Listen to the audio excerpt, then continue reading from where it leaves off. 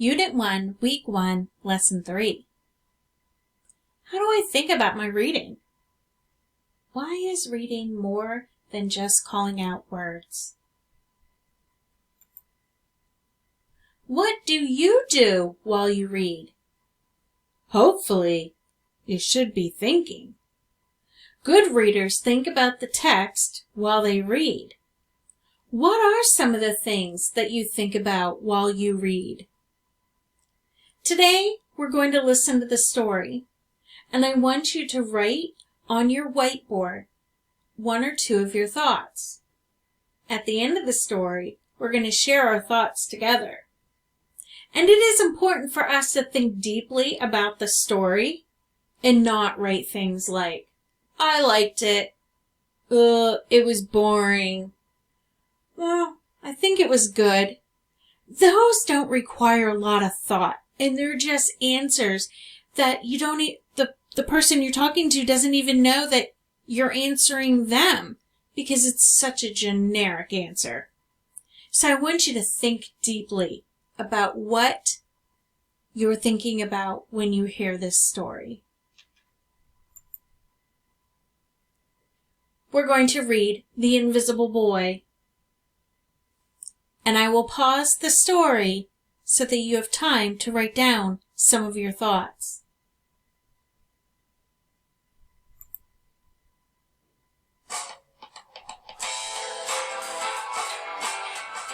The Invisible Boy, written by Trudy Ludwig, illustrated by Patrice Butt.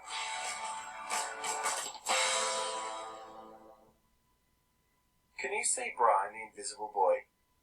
Even Mrs. Carlotti has trouble noticing him in her classroom. She's too busy dealing with Nathan and Sophie. Nathan has problems with what Mrs. Carlotti calls volume control. He uses his outside voice inside too much. Sophie whines and complains when she doesn't get her way. Nathan and Sophie take up a lot of space. Brian doesn't. When the bell rings for recess, Mika and JT take turns choosing kids for their kickball teams. The best players get picked first, then the best friends of the best players, then the friends of the best friends. Only Brian is left, still waiting and hoping. JT glances in Brian's direction and just as quickly looks away. We've got enough players for each team, he tells the others. Let's play ball. In the cafeteria, Madison and her friends talk about her birthday party. The rope swing over the pool was awesome, says JT. Yeah, so was the water slide, adds Fiona. That was the best pool party ever. I'm so glad you guys had fun, says Madison. Everybody did except Brian. He wasn't invited. At choosing time, while the other kids play board games and read, Brian sits at his table doing what he loves to do best. He draws fire-breathing dragons scaling tall buildings, space aliens locked in intergalactic battles, greedy pirates digging for treasure, and superheroes with the power to make friends wherever they go. On Monday morning, Mrs. Carlotti introduces Justin, a new student, to the class. Brian smiles shyly at him. Some of the other kids sneak looks at Justin, trying to figure out if he's cool enough to be their friend. They haven't quite made up their minds yet. At lunch, Madison and JT watch Justin eat with chopsticks. What's that? Asks Madison as she points at Justin's food. It's bulgogi. Bul what? Bulgogi. It's Korean barbecue beef. My grandma made it for me. It's really good. Do you want to try some? There's no way I'd eat bulgogi. And the kids laugh. All of them. That is, except Brian. He sits there wondering which is worse, being laughed at or feeling invisible. The next day, when Justin goes to his cubby to put away his backpack, he notices a piece of paper with his name on it. Justin, I thought the bulgogi looked good. Brian. At morning recess, Brian finds a piece of chalk on the ground and starts drawing away. You're Brian, right? Yeah. Thanks for the note. Hey, Justin, Emilio calls out from the tetherball court. You're up next. Sorry, I gotta go, says Justin. By the way, that's a really cool drawing, he adds before taking off. Back in class, Mrs. Carlotti asks the kids to team up in 2s or 3s for a special project. The kids scurry around the room to pair off. Brian heads toward Justin.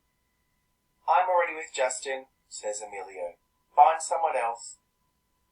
Brian looks at the floor, wishing he could draw a hole right there to swallow him up. Mrs. Carlotti said we can have up to 3 people in our group. We're only 2. Come on, Emilio. Let him work with us. Okay, I guess. Mrs. Carlotti gives the class directions for the project. Your assignment is to work together to write a story about what you see in that photograph.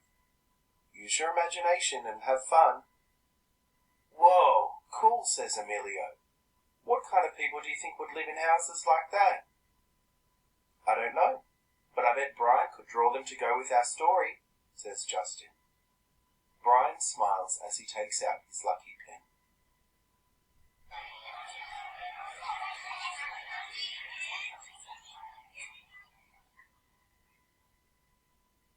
It's lunchtime again, Brian's least favourite part of the day.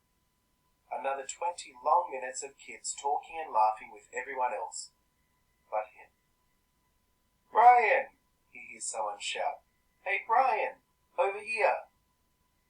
Brian turns and sees Justin waving him over. Emilio nods at Brian as he makes room for him at the table. Maybe, just maybe, Brian's not so invisible after all.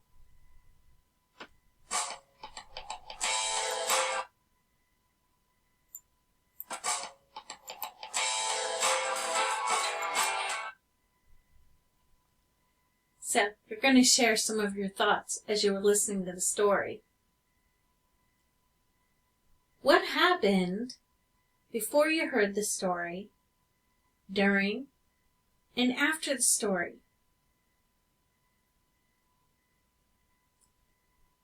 How are they similar or different than the thoughts that were in the book?